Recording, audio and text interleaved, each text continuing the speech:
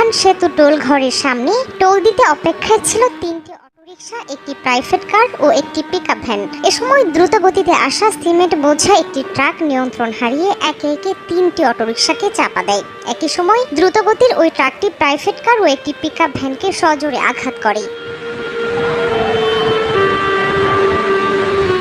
মুচড়ে যায় private car, battery চালিত অটোরিকশা। ক্ষতিগ্রস্ত হয় পিকআপ ভ্যান ও সড়কের পাশে থাকা একটি দোকান। বুধবার দুপুরে মর্মান্তিক এই দুর্ঘটনা হয় খুলনা ঝালকাঠি মহাসড়কের গাবখান এলাকায়। এতে ঘটনাস্থলে প্রাণ হারান পথচারী সহ 12 জন, আহত হন আরও 14 জন। তাদের মধ্যে বিয়ের দাওয়াতে যাচ্ছিলেন কয়েকজন।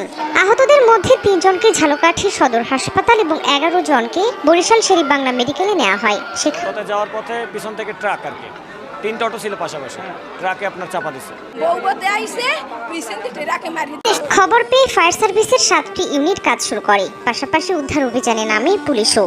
দুর্ঘটনার ভয়াবহতা উপলব্ধি করে আমরা প্রতিবেশী অন্যান্য স্টেশন থেকেও আমাদের সর্বমোট 7টি ইউনিট এই দুর্ঘটনাস্থলে এসে আমরা উদ্ধার কাজ শুরু করি। নিহত 14 জনের পরিবারকে 5 লাখ ও আহতদের 1 লাখ টাকা করে অর্থ সহায়তার কথা জানায় জেলা প্রশাসন। দুর্ঘটনা তদন্তে 4 সদস্যের কমিটি গঠন করা হয়েছে। তদন্ত কমিটি অলরেডি গঠন করা হয়েছে।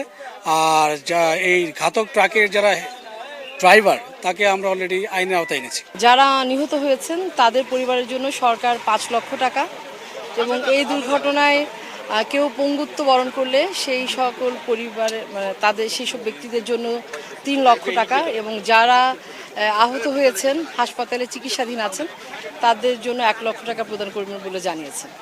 আমরা জেলা প্রশাসনের পক্ষ থেকে আমরা সর্বাত্মক সহযোগিতা করব। এদিকে ঘাতক ট্রাক সহ চালক ও হেলপারকে আটক করা হয়েছে।